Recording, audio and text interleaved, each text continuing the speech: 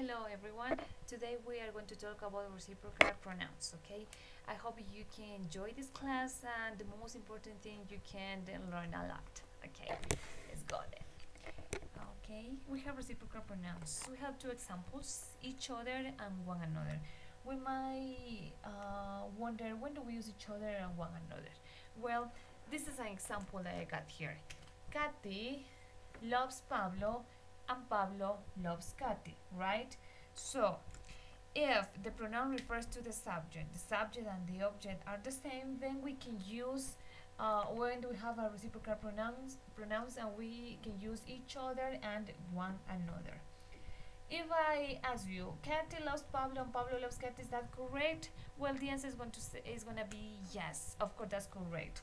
But we can say the same thing, but we can make it shorter. How?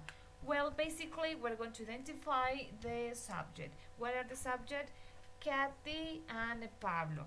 If we talk in the personal pronouns, we are going to say we're talking about they, right? Because Katy and Pablo refers to they. So they love each other. As you can see, we're using here each other, the reciprocal pronoun. When I say Katy loves Pablo and Pablo loves Katy, I can say it instead of that.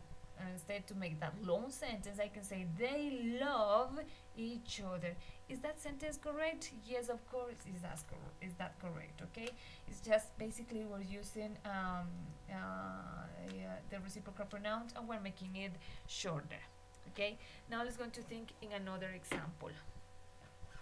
We can say, for example, okay, the teacher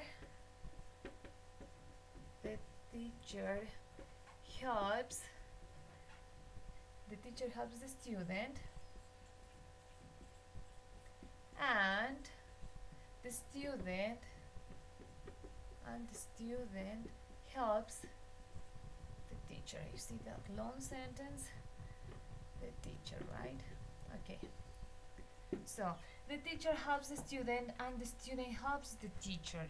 Okay, instead to say this long sentence, we can say this.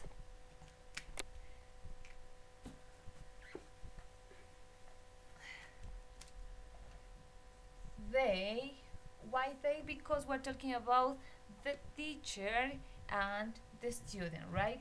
So they help, that's the main verb. They help, and then we use our reciprocal pronouns, each other.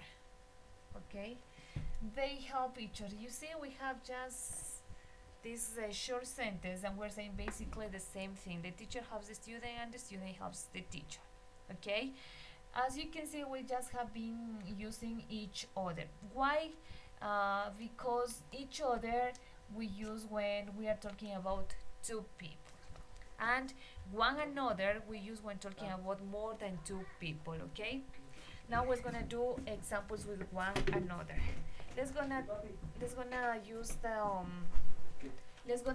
the cats and the dogs as our example. Okay, so this is not right, but I'm just gonna say as an example. Okay, for example, cats, let me get this.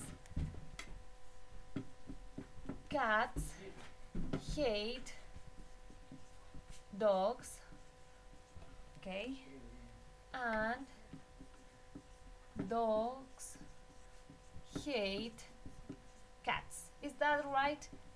No. Basically, literally, they don't hate it. They don't hate. Okay, but instead to say cats hate dogs and dogs hate cats, we can say, we can use reciprocal pronouns. And we are using they, okay, because we're referring to cats and dogs. So they hate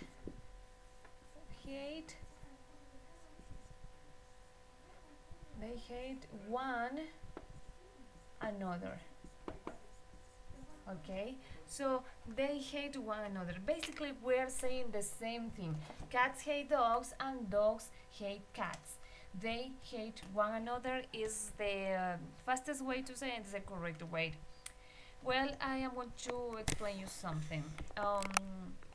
As I told you in the beginner, each other and one another, well,